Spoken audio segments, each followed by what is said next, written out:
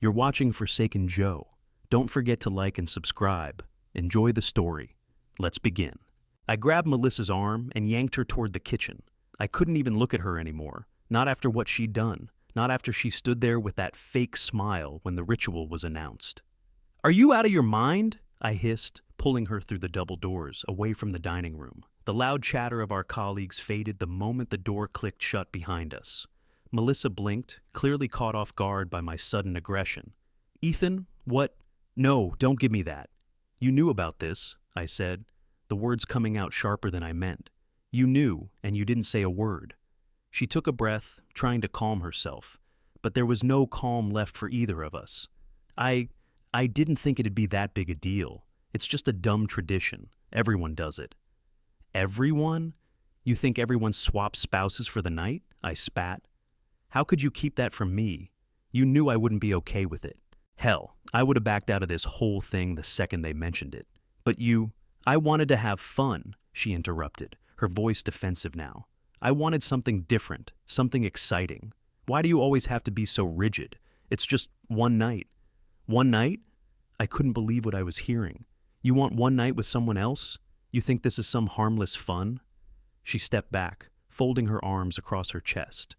"It's not like I was going to sleep with anyone, Ethan. It's just a chance to let loose." I could feel my pulse pounding in my ears. "You don't get it, do you? This isn't about letting loose. You're asking me to share you with someone else. I'm your husband. You're my wife. You can't just pretend like this doesn't mean anything." She rolled her eyes. "It's just a tradition. It's not a big deal." I felt a cold rush of anger wash over me. "It is a big deal. It's everything. Do you know what this means? My marriage vows mean something to me. You mean something to me. I'm not some fool who's just going to stand there while you have a little fun with someone else. If you want to go through with this, we're done." Melissa's face faltered for just a moment, but then she looked at me hard. "You're being dramatic." "No," I said, my voice tight. "I'm being serious. You have a choice right now. You leave with me, or you stay here and it's over. No more pretending. No more coming back from this. You can't have both." She stood there, silent for a moment, the weight of my words pressing down on her. Finally, she huffed, shoving her hair back. "Fine, I'll leave." But she wasn't done. "You know you've ruined everything, right?" "Don't," I said, shaking my head. "You're not gonna pull this crap on me. You knew what this would do. You knew how it would make me feel, but you pushed me into it anyway." She took a step toward the door, her voice a low mutter as she walked away. "I just wanted to feel alive for once, Ethan. I don't think you understand that." The words stung, but I wasn't about to let her see it. "You want to feel alive?" I shot back. "Then you go ahead and have your fun. But don't expect me to stick around for the mess you're going to make of it." She didn't respond, but the anger on her face was unmistakable. She grabbed her purse and headed for the door, leaving me standing there, my heart pounding in my chest, a knot of frustration tightening around my throat. The door swung open, and I watched her walk away from me, her heels clicking against the floor. I took a deep breath and followed her out, my mind a blur of anger and disbelief. The entire drive back to the hotel was silent, the tension between us so thick it felt suffocating. I didn't want to talk to her. I didn't want to listen to her explanations or excuses. All I wanted was to get away from her, to just shut it all out. But I couldn't, because I still cared, despite everything. Despite the way she'd humiliated me in front of our colleagues, despite the way she'd lied to me. I wanted to be angry. I wanted to scream at her for what she'd done. But I couldn't. And that pissed me off more than anything. Finally, as I turned into the hotel parking lot, I looked over at her. She was staring out the window, her face expressionless. She didn't even glance in my direction. "Are you going to talk to me, or just keep pretending like nothing happened?" I asked, my voice low but firm. She didn't respond right away. Finally, she exhaled sharply, still staring out the window. "I don't know what you want me to say, Ethan." "You know what I want. I want the truth. I want to know why you thought this was okay, why you thought I would just accept it." "I didn't think it'd be a big deal," she said again, the same line she kept repeating, like it was some kind of excuse. "Well, it is a big deal," I said, my voice cracking just a little. "I'm not going to stand by while you throw our marriage away for something like this. You don't get to have it both ways." She shifted uncomfortably, but still didn't look at me. "I didn't want to hurt you, Ethan, but I didn't want to feel invisible either. I just wanted one night where I felt wanted, where I didn't feel like I was just your wife. I gripped the steering wheel, my knuckles turning white. You want to feel wanted? Then you better find someone else. Because I'm done. I'm done being second to this tradition. She fell silent again, and this time, I didn't say anything either.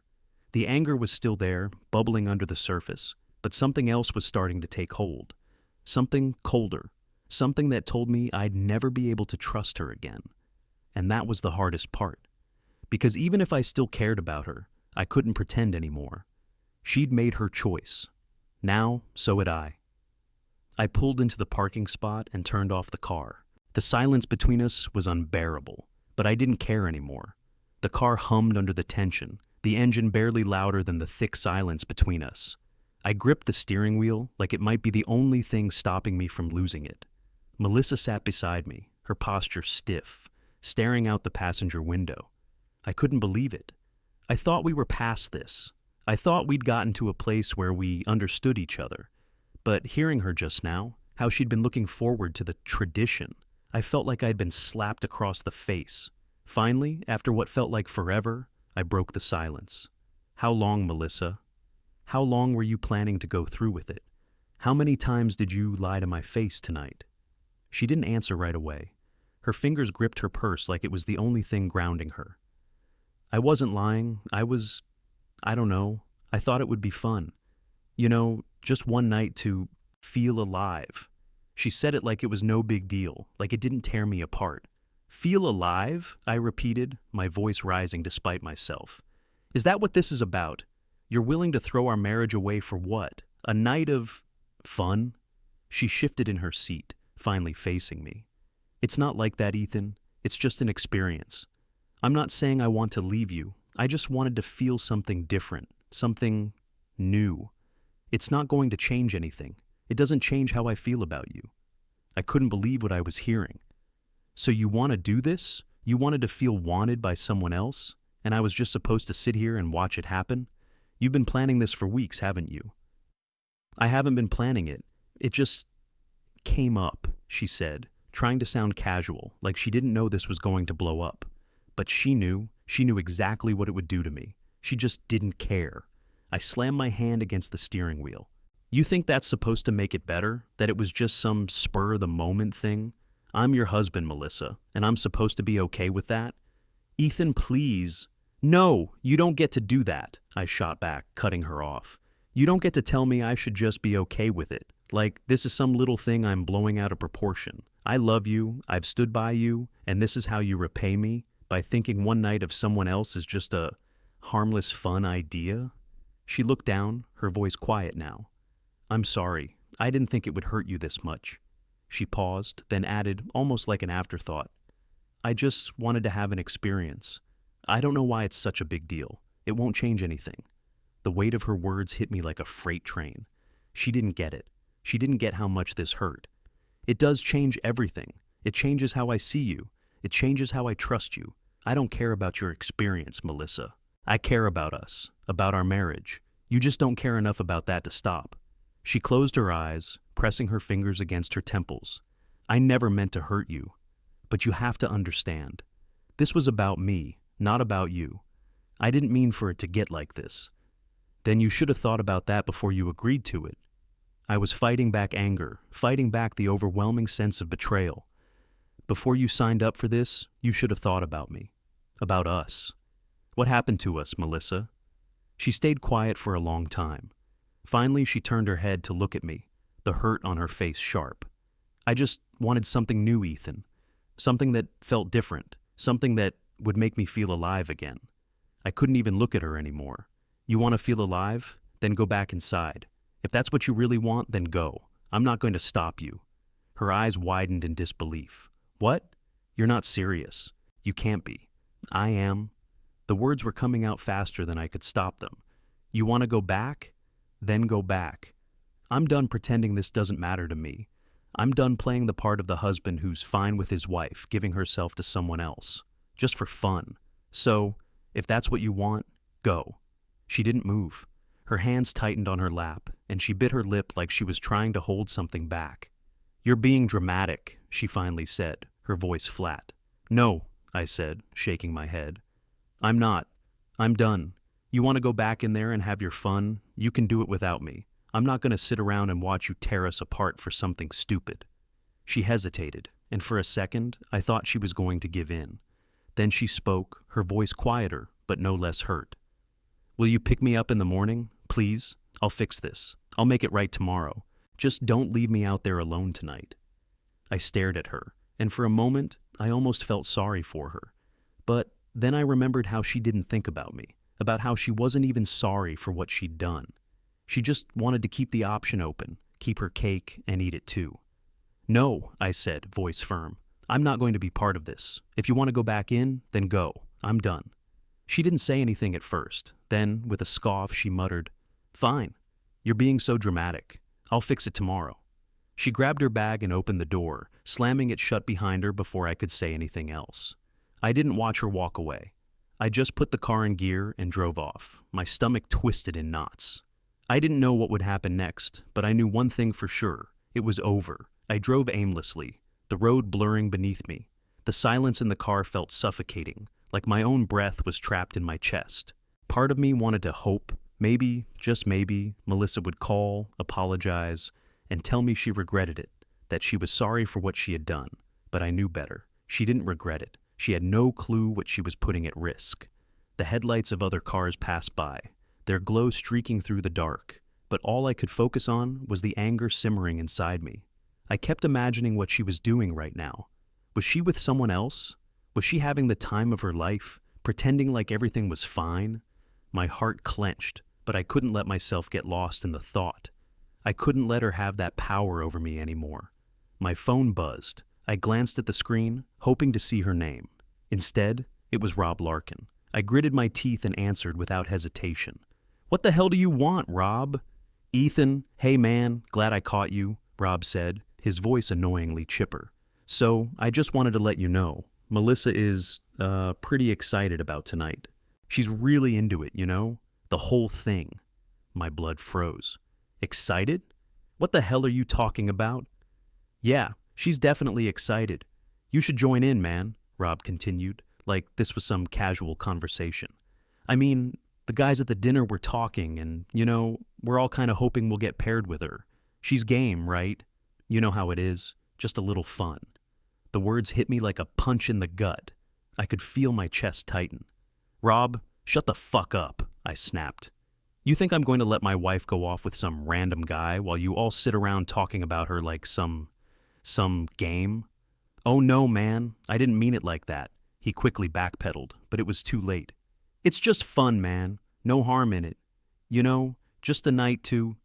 I don't give a shit what you think. Don't call me again about my wife, Rob." I ended the call before he could say another word, my hand shaking as I gripped the steering wheel. I threw the phone on the passenger seat, unable to calm my breathing. I didn't want to drive anymore. I didn't want to keep thinking about what she was doing right now, who she was with, how it all was just happening. I couldn't stay in this limbo. I pulled into the parking lot of a roadside motel without thinking. I wasn't even sure why I'd stopped. Maybe I just needed space, or maybe I was hoping I'd finally hear something from her, some kind of message that would make sense of the mess she'd created. I grabbed my things from the car, pushing the door open with more force than necessary. I needed to get away from her, from everything. But even now, even with all the anger and hurt, I couldn't stop thinking about her. She was my wife, my partner, or she had been, until tonight. I went inside the room, tossed my bag onto the bed, and stared at the phone. It buzzed again. It was her. I ignored it. She didn't deserve my attention. Not right now. It buzzed again. And again. I walked to the window and looked outside, my thoughts swirling. My mind kept replaying the night. Her eyes, the way she shrugged, the way she said it was just one night. That sick, empty feeling kept coming back. But I wouldn't let it control me. Then my phone rang again. I couldn't ignore it any longer. I grabbed the phone, gritting my teeth, and answered. "What, Melissa?" "Ethan." Her voice came through, thick with emotion. "I'm sorry. I don't know what happened. It just felt like everything was spiraling. I didn't want to hurt you. I just wanted something new, something exciting.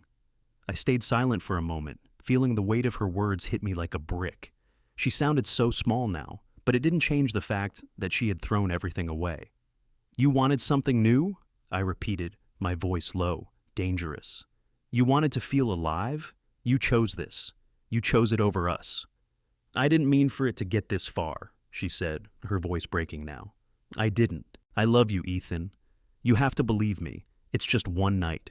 It won't change anything. I swear. I clenched my fists. No, Melissa, you don't get to keep doing this. You don't get to do whatever you want and then expect me to just forgive you. You've broken something, and it's not just about one night. You've ruined everything. I'm sorry, she said, her voice small and desperate. Please, can we fix this? Just give me a chance. I'll make it right, I promise. Just let me come home. Let's work this out. I closed my eyes, fighting the urge to let my emotions take over. It's too late for that, I said, my voice barely above a whisper. You made your choice, and I'm done. She didn't respond right away, and I knew in that moment that she understood. She had crossed a line she could never take back. I'll fix it tomorrow, she finally muttered, almost as if it were an afterthought. Tomorrow won't fix this, I said, my voice cold, final. Don't call me again, Melissa. I'm done. I ended the call without waiting for her to say anything else. I stared at the screen for a second, then threw the phone onto the bed. I couldn't even look at it. I was done. And somehow, saying it aloud made it feel real. But then doubt crept in. What if she was right? What if it was just a mistake? Number? No, I couldn't let myself go there. I couldn't let myself fall for the lies again. I grabbed my bag and started packing. It wasn't just about what she'd done tonight. It was everything that had led up to this moment. The lies, the silence, the choices that had slowly worn down everything I'd ever trusted about us. I wasn't going back. Before I left, I grabbed my wedding ring, my fingers shaking as I snapped it off and threw it on the pillow. The weight of it in my hand felt like a weight I didn't need anymore. I left the motel room and walked out to the car, my heart pounding in my chest, a mix of rage, sadness, and relief. The road ahead felt uncertain, but for the first time in a long time, I felt free. I collapsed on the bed in the motel room, still wearing my coat, the night weighing down on me like a concrete block. The phone buzzed again. I glanced at it but didn't touch it. Her name stared back at me, and the urge to ignore it was overwhelming. I knew what she'd say. More apologies, more excuses. She'd say anything to make me take her back. I turned the phone over on the nightstand, burying my face in the pillow. But the buzz didn't stop. She wasn't going to let it go. Finally, after what felt like an eternity, I grabbed the phone and pressed play. Her voice came through, shaky at first, but quickly gaining that familiar, almost practiced tone. Ethan, God, I didn't know it would be this bad. I didn't want you to find out like this. You know how I get when I'm in the moment? But it's not like that, really. It's just one night. I could hear the shift in her voice, the attempt at nonchalance masking the guilt. I squeezed the phone tighter. I'm here with Travis, she continued, as if saying it would somehow make it sound better. Travis, he's in the guest house. We're keeping it simple. I've never done anything like this before, but it's just a new experience, Ethan. Just a new experience, that's all. Her words hit me like a cold slap. She was with him. She'd gone through with it. Everything she'd said to me, all the I love yous, the I'm sorries, it was all a lie. Her new experience wasn't just a stupid mistake. It was a choice. And I wasn't even part of that choice. The voicemail clicked off, and I stared at the phone in my hand, my mind racing. My chest felt like it was caving in. The anger, the disbelief, it was all crashing down on me. I didn't know what to do. I wanted to scream, to shout, but all I could do was sit there, numb. It wasn't just the betrayal that hurt. It was the way she casually dismissed me, as if I didn't matter, as if I was just supposed to accept it because it was just one night. I dialed her number before I could think better of it. It rang once, twice, and then she picked up. Ethan, she said, her voice a little too light, a little too practiced. Melissa, I said, my voice tight, barely keeping the edge in check. I don't care what you think. You're done. I'm done. I'm done with the lies, the games. You've already made your choice. She was quiet for a moment, and I could hear her take a shaky breath. Please, just listen to me. I didn't want it to be like this. I love you. This doesn't mean anything. It's just one night, just one mistake. Please, just don't throw everything away. Everything's already gone, Melissa. My voice cracked, and I hated that it did. You're in his guest house, you're keeping it simple, and you think that doesn't change everything? You think I can just move past this because it was just one night? I love you, Ethan. Please, I swear, I do. I didn't think it would hurt you like this. I laughed bitterly. You didn't think. You never think. You never think about what this would do to me, what it would do to us. You just do whatever you want and expect me to clean up the mess. I was just trying to feel alive again, Ethan. Just one night, one stupid night. It won't change anything, I promise. I love you. Her voice was desperate now, but I couldn't find it in me to care. No, it changes everything. You've crossed a line I can't come back from. There was a long silence. I could hear her breathing on the other end of the line, waiting for me to say something, to take it back, but I couldn't. Ethan, please, she said again, quieter now. Please don't do this. No, I said, my voice steady. Once you let someone else touch you, Melissa, it's over. I'll never be able to trust you again. I don't care if it's just one night. She started to speak, but I cut her off. I'm done. I'm done with the lies. I'm done with pretending you didn't destroy everything we had. The marriage is over. I'm filing for divorce, and I'll make sure it's clean. You ruined this. You ruined us. The silence on the other end of the line felt like an eternity, and then she whispered, Ethan, please. It's just one night. Please don't leave me. But I couldn't hear it anymore. I couldn't listen to her excuses or her pleas. It's over, Melissa, I said, the finality in my words hitting me like a ton of bricks. I'll file for divorce, and I'll make sure you know exactly why. I ended the call, not waiting for another word from her. I stared at the phone, my hand shaking. For a second, I considered calling her back, reconsidering. But then I remembered the guest house, remembered the voice on the other end of the line. She'd made her choice. I grabbed my wedding ring from the nightstand and crushed it in my palm. I didn't even bother looking at it again as I tossed it onto the pillow. I wasn't going to keep it as a reminder of what I'd lost. Not anymore. I stood there, staring at the door, at the empty space she'd left in my life. I didn't know what would happen next, but right now, all I felt was numb. I had no idea how to fix this, but I knew one thing for sure. It was over. I packed a bag, didn't care what I threw into it, and walked out the door. I didn't look back. The bottle of whiskey sat on the nightstand beside me, almost empty. I didn't even remember how many shots I'd taken. My head pounded, and my thoughts kept circling, but they never landed anywhere I wanted them to. All I could do was stare at the ceiling, feeling the weight of what had just happened. I kept asking myself the same damn question. How the hell did I miss the signs? Melissa had been distant for months, but I'd chalked it up to work stress, to the usual ebb and flow of life. I never thought she'd go this far. But then, with the realization that she was gone, really gone, the truth hit me harder than I ever expected. I reached for the phone. I had to talk to someone. I couldn't process this alone, not anymore. My mom picked up on the third ring. Ethan, is everything okay? No, I said, the word coming out like a gasp. No, it's not. Mom, I need to tell you something. I paused, trying to find the words. She was never supposed to know this, but here we were. I had no choice. Melissa, my throat tightened, and I had to force the words out. She went to bed with someone else tonight, one of her coworkers, Travis. She's already sleeping with him. There was a long silence on the other end, and I could hear her breathing, steady but tense. Finally, she spoke, her voice soft but firm. Ethan, I'm so sorry. I can't even imagine, but you're right. What she did, it's unforgivable. Yeah, I muttered, glancing at the bottle of whiskey. I don't know what to do, Mom. I feel like I've been living in some kind of nightmare, and every time I think it's over, I just keep waking up to more bullshit. I know, she said, but you have to take care of yourself. You've got to make the right choices for you now, not for her. This is her mess, not yours. I closed my eyes, the sound of her voice making everything feel just a little bit clearer. It didn't change anything, but maybe that's what I needed to hear. I think I'm going to file for divorce, I said, the words leaving my mouth like they were already a decision I'd made months ago. I can't keep going like this. There was no hesitation in her response. I think you're right. I don't need to tell you what she did is wrong. You know that. But you've been trying to fix something that wasn't broken. At least not on your end. She's the one who broke it. I nodded, even though she couldn't see me.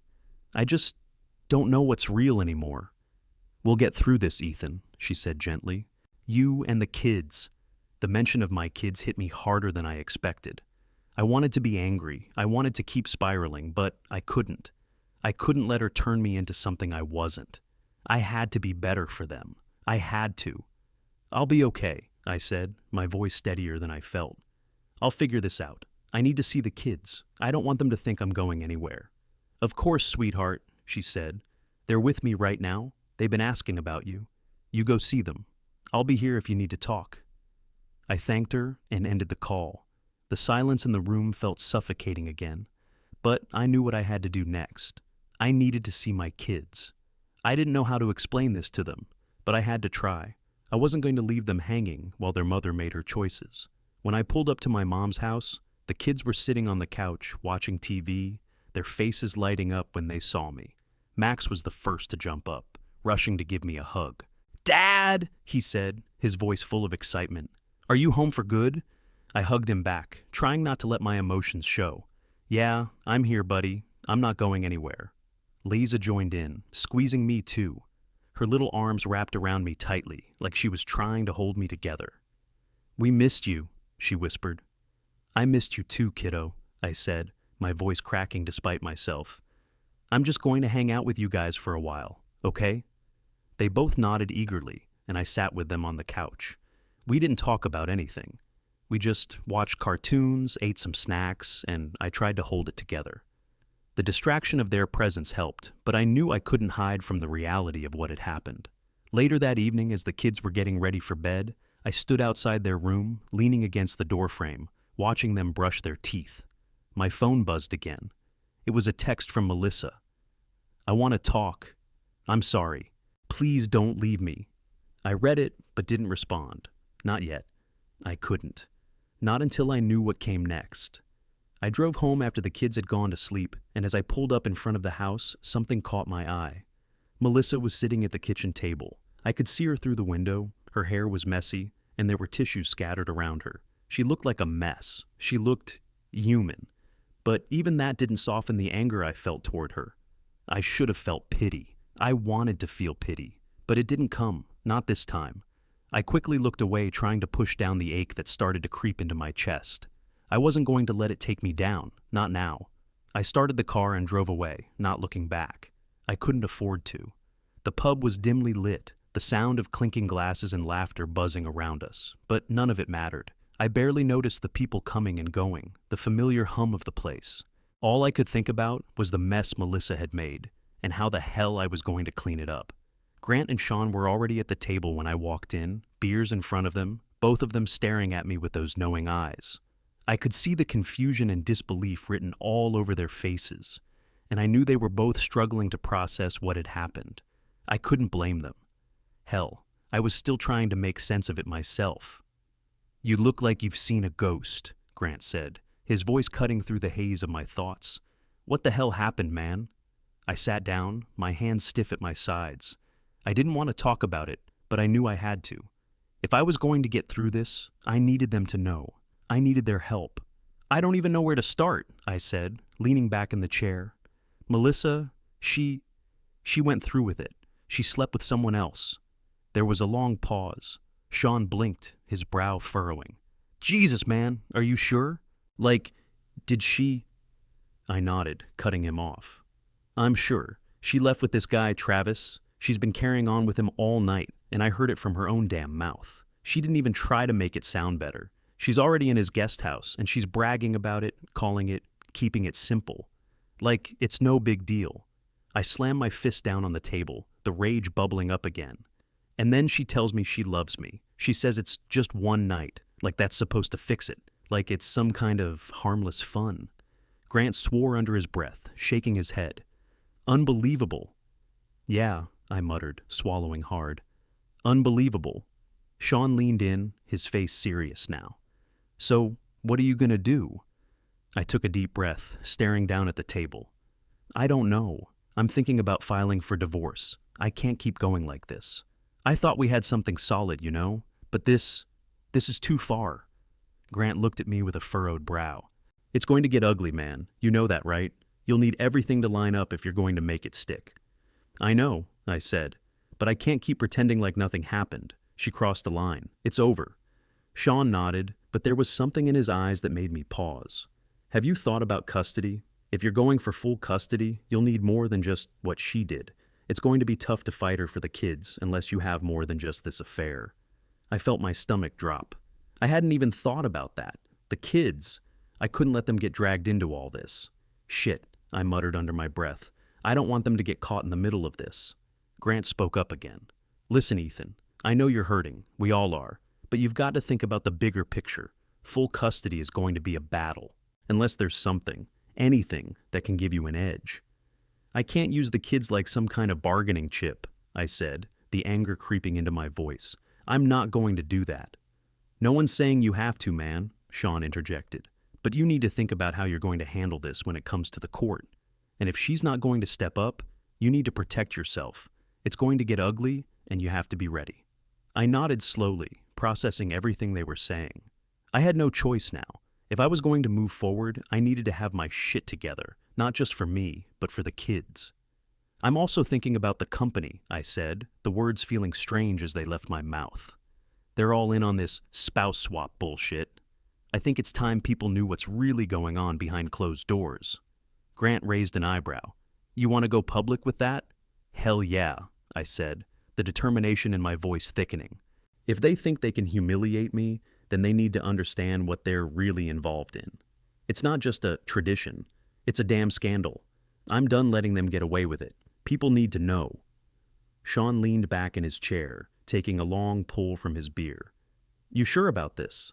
It's going to be messy, Ethan. You're not just exposing Melissa. You're exposing a lot of people you still have ties with. I don't care anymore, I said, my voice firm. I want them to see the truth. I want to make sure no one else has to go through this kind of shit. Grant looked at me, a wry smile creeping onto his face. Damn, man. You're really going for it, huh? I have to, I said, feeling the weight of the words sink in. If I don't, then I'm just going to keep getting screwed over. We'll back you up, Grant said, his voice steady. I'll help you with the legal side, and I've got some contacts who can make sure your finances stay protected. But you need to have a clear plan. This isn't something you can half-ass.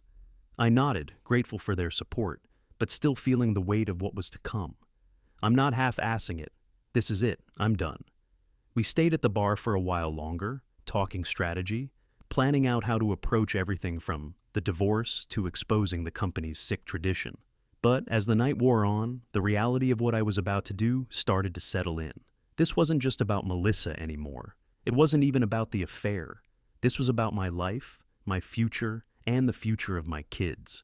And no matter how hard I tried to ignore it, I knew it was going to get worse before it got better. But I couldn't let fear stop me. I had no choice now. It was time to make them pay. I met Karen Hale in her office, the kind of place that screamed top-tier lawyer, sleek modern furniture, a panoramic view of the city, and just enough polished arrogance to make you feel like you were in good hands. I wasn't sure if that's what I wanted right now, but I sure as hell needed someone who could handle the mess I was about to create. She didn't waste any time. After I explained the situation and handed her the phone with the voicemails, she listened without interrupting. When she finally spoke, her tone was steady, analytical. Adultery is a good start, she said, tapping her pen on her desk. The voicemails will hold up in court, no question. They're clear proof of betrayal. I tried not to react. Hearing her say it out loud still stung. I'd wanted to believe there was more to it, something I could salvage, but there was nothing left. Not now, not after hearing her so casually talking about her night with Travis. Full custody might be harder, Karen continued, glancing at the paperwork I'd handed over. But if you can show this wasn't a one-off mistake, that it's part of a pattern of disregard for your marriage and the family, then we can argue for it. Argue for the adultery helps, but we'll need more evidence if she's going to be the one to fight for the kids. I don't care about her. I care about them, I said, my voice low, the weight of my words pushing down on me. I can't let her turn their lives upside down. Karen nodded, her eyes sharp. I'll get the divorce papers drawn up. Joint custody is a smart move. As for alimony, we can use this to argue for none. I'll file this week. I leaned back in the chair, trying to wrap my head around everything she was saying. And the company? I want people to know about what happened, what's been going on there. She raised an eyebrow, the faintest smirk tugging at her lips. You're planning on going public? Hell yeah, I replied without hesitation. I'm not the only one who's been dragged through this. I want it out in the open. Everyone should know what they're really up to with this spouse swap tradition. People need to understand what kind of company they were working for, and what kind of people they were letting run things. I'm done letting them sweep this under the rug. She leaned forward, clearly intrigued. That's bold, but it might work in your favor. If we can show this wasn't an isolated incident, if we can tie your wife's actions to their culture, it could turn public opinion your way. It could put pressure on her, and maybe even the company. I could feel a spark of something, a mix of satisfaction and determination. Finally, someone else saw the bigger picture. It wasn't just about Melissa. It was about everything she had dragged me into, everything I'd let slide, hoping it would fix itself. I've got a journalist ready to help. He's connected to the right people, I said, leaning forward. I'm already planning to expose the whole thing. Karen looked at me, weighing my words. Let's tread carefully with that. We'll need a solid strategy. A lot of people will be exposed, and you don't want any backfire that could jeopardize your case. But if you're sure about this, if you want to do it right, then I'm on board. I don't care about the backfire, I said, the anger simmering beneath the surface. This is my life, my family. If I don't do this, who will? She smiled slightly, the kind of smile that let me know she understood. Then let's do this. We'll hit them hard, Ethan. You're not alone in this anymore. I stood up, feeling the weight of the decision finally settling into my bones. Thanks, Karen. Let's get this done. As I walked out of her office, I felt a little lighter, like I was finally taking control of everything that had spiraled out of my hands for too long. The road ahead would be messy, there was no doubt about that, but at least I wasn't going to be fighting it alone anymore. I had a plan, and now I had the power to see it through. Melissa had no idea what was coming. The article hit like a bombshell. It wasn't just a casual mention, it was a full-blown expose. The front page of Sunday's paper screamed, "Corporate spouse swapping, a growing scandal in our city's elite circles." Blurred photos of couples, unmistakably familiar, hovered like ghosts beneath the headline. No names were mentioned, but the details were all there. Enough for anyone who'd been at the dinner, anyone involved, to put the pieces together. I couldn't help but feel a cold satisfaction as I scanned the article. The company was being dragged through the mud. The tradition was no longer a secret. The quiet whispers of a few had turned into a roar, and there was no turning back now. I knew this was coming. It was what I'd planned. But seeing it in print, seeing the effect it had on everyone in the community, it still felt like a rush, a twisted victory. But that didn't change the fact that I was still sitting here, dealing with the wreckage of everything Melissa had done. My phone buzzed. It was a text from her. "You had no right. You ruined everything. This is all your fault." I laughed bitterly. Of course, she was still trying to make it about me. She'd been calling me all morning, alternating between begging for forgiveness and accusing me of ruining her life. But I wasn't the one who'd made the choice to sleep with another man. I wasn't the one who had betrayed everything we'd built together. I let it go to voicemail. Her voice came through a few minutes later, frantic and raw. "Ethan, please, I don't know what you're doing, but you need to stop. I didn't mean for any of this to happen. You're taking everything from me. Do you even care? I love you. We can fix this, please. Just come home." I could feel my fists clenching as I listened. She still doesn't get it. She still thought this was about her, about fixing things. But there was no fixing it. There was no going back. I pressed the button to end the voicemail and immediately dialed Grant's number. He picked up on the second ring. "You see the article?" I asked without preamble. "Yeah," he replied, his voice a little too calm, like he was enjoying this too much. "It's everywhere. You're a legend now." I sighed. I didn't want to go this far, but after the way she's acting, after everything, I had no choice. "I get it, man," Grant said. "But let's be real. She's not just going to sit back and take this. She'll come at you with everything she's got. You need to be ready for that." I let out a long breath. "I'm ready. I've been ready for a while." We talked for a few more minutes, hammering out the next steps.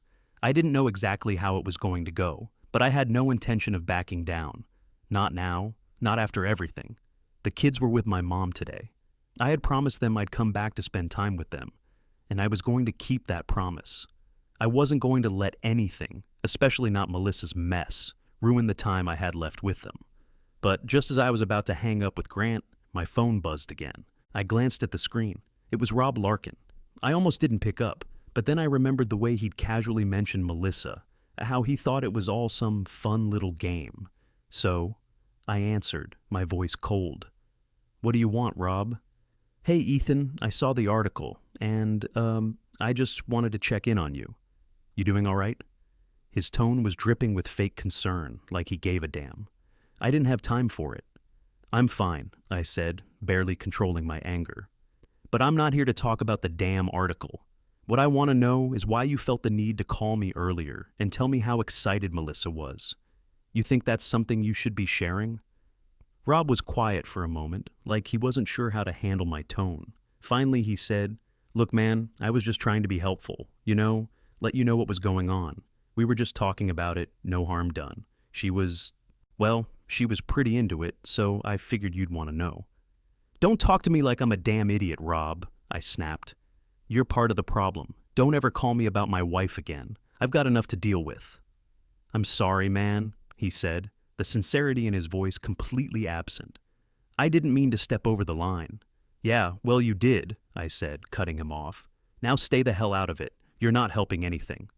I hung up before he could say anything else. I sat there for a moment, staring at the phone in my hand. I couldn't help but wonder how many people knew about this sick little tradition. How many people were involved? How many people had just let it happen, laughed it off, and moved on like nothing was wrong? But now, the whole world knew. And Melissa? She was going to have to live with the consequences of her choices. I didn't feel good about any of it, but I knew I was doing the right thing. I couldn't keep pretending this wasn't real, and I couldn't let her or anyone else make me feel guilty for standing up for myself. The company was reeling, marriages were ending, and businesses were losing clients. Some of the names in the article hadn't been directly called out, but it was clear who was involved. The company had a reputation for being classy, but they were anything but. I looked out the window, watching the world go by, and realized there was one thing I knew for sure. There was no going back from this. And I was done letting Melissa manipulate me into thinking I should. The fallout was just beginning, but as the dust settled, I'd be standing tall, focusing on what mattered most, my kids, and moving on from everything else. The divorce papers were finalized today. The weight of it settled over me as I signed my name, my hand slightly trembling, despite how sure I'd been about everything. My lawyer, Karen Hale, sat across from me, her expression neutral, but her eyes sharp. She handed me the final draft, her voice low. "It's all done. Joint custody, no alimony. You're in the clear." I nodded, swallowing the lump in my throat. It was over, and I had no idea how to feel about it. I wasn't relieved. I wasn't angry anymore either. I was just empty. I'd spent the last few weeks making sure everything was squared away. Every call, every meeting with Grant, every conversation with my attorney had been to protect the kids. It had been to make sure they didn't suffer from the mess their mother had made. And when the judge signed the papers today, when it was finally official, I felt a kind of weightlessness, like I could finally breathe again. But it wasn't easy. The kids and I had settled into a routine, splitting our time between my place and Melissa's, though I could tell it was taking its toll on them. They didn't fully understand what had happened, but they knew enough to feel the tension between their mother and me. Lisa had been quieter than usual, and Max was acting out more, like he didn't know how to handle everything. I did my best to give them normalcy. I kept our weekends simple, trips to the park, movies, dinners at the table, without the strain of Melissa's absence hanging over us. I wanted them to feel safe, to know I was there, no matter how much the rest of my life had fallen apart. They were my priority now. Melissa had tried to call several times since the papers were finalized. I ignored the calls, like I had been for weeks now. The sound of her voice on the other end just made my blood run cold. She alternated between pleading with me, begging me to fix things, and accusing me of destroying her life. I wasn't going to listen to it anymore. I wasn't going to let her manipulate me into feeling sorry for her. I had enough of that. But it wasn't just Melissa I had to deal with now. The company had quietly ended the spouse swap tradition after the scandal. The board made some weak statements about how they'd review their policies to ensure something like this never happened again. It felt like a small victory, a sliver of justice for everything that had been done to me. The company, once so polished and professional, was now on the defensive, trying to cover up the damage caused by their toxic culture. And then there was the fallout from the article. It had spread faster than I expected, and while no one directly named names, word got around. Marriages crumbled. Businesses lost clients. People started questioning what kind of organization they were working for. I couldn't help but feel a grim satisfaction every time I heard about another relationship ending because of what had been exposed. But Melissa? She still didn't understand. She kept calling me, still alternating between apologies and accusations. It didn't matter how many times I told her it was over. She couldn't see that she was the one who had destroyed everything, her choices, her actions. One night, after I had just tucked the kids in and made sure they were asleep, I sat on the couch, staring at my phone. The screen lit up again with her name. I thought about picking it up. For a split second, I thought about calling her back. Part of me still cared. Part of me still hoped we could somehow make this right. But then I remembered the empty look in her eyes the last time we talked. The way she hadn't even seemed sorry for what she'd done, just sorry for getting caught. I deleted her number from my phone. It wasn't easy, but it was necessary.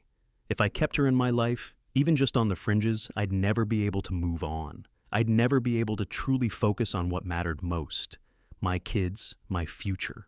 I leaned back against the couch, the weight of everything settling into me, the exhaustion hitting hard. I didn't feel good about the way things had gone down. I didn't feel vindicated, and I sure as hell didn't feel like I'd won. But I felt something I hadn't in months. I felt free. I glanced at the clock. It was late, but I wasn't tired. I stood up, grabbed my jacket, and left the apartment. The cold air hit my face as I stepped outside, but it felt fresh, sharp, like a new start. I didn't know what the future would hold. I didn't know if I'd ever trust anyone again. But I did know one thing. I would always put my kids first. They were my focus now, and they always would be. They had been through enough, and they deserved stability. They deserved happiness. And for the first time in a long time, I felt like I could give that to them. I stood on the street for a moment, looking out at the city, letting the quiet settle in around me. Melissa would have to live with what she threw away. I wouldn't carry that burden anymore. I wasn't perfect. And I didn't know if I'd ever be able to move on completely, but I knew I could keep going. For them. I turned and walked back inside, ready to face whatever came next.